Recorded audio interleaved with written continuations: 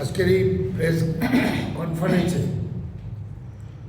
Advocate Narasimha Das এবং advocate Amritlal Shah, Rahul Debbarma, পূজন বিশ্বাস, তাদেরকে নিয়ে আমরা আজকে প্রেস কনফারেন্স করতে যাচ্ছি। মেইনলি আমরা ভারতবর্ষ আমাদের সংবিধানে ফলো করে আমাদের দেশ চলে সব কিছু। এখানে রাজ্যে গত 18 বিধানসভা নির্বাচনেও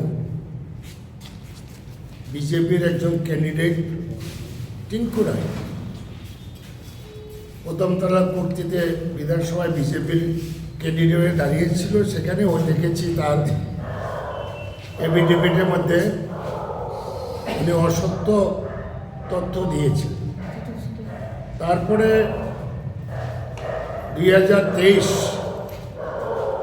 52 চন্দ্রপুর বিধানসভা কেন্দ্রে উনি বিজেপি প্রার্থী হয়ে প্রতিদ্বন্দ্বিতা করেছেন। এখানে যে এফিডেভিটে উনি বলেছেন ওরা অসত্য।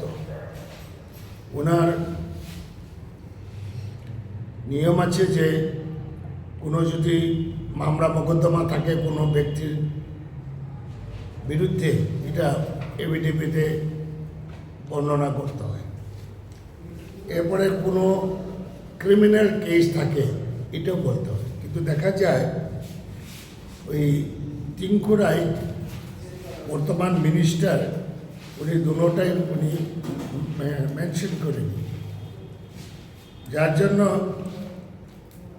চন্দ্রশেখর সিনহা কৈলাসহর পুলিশ স্টেশনে একটা মামলা দায়ের করেছে।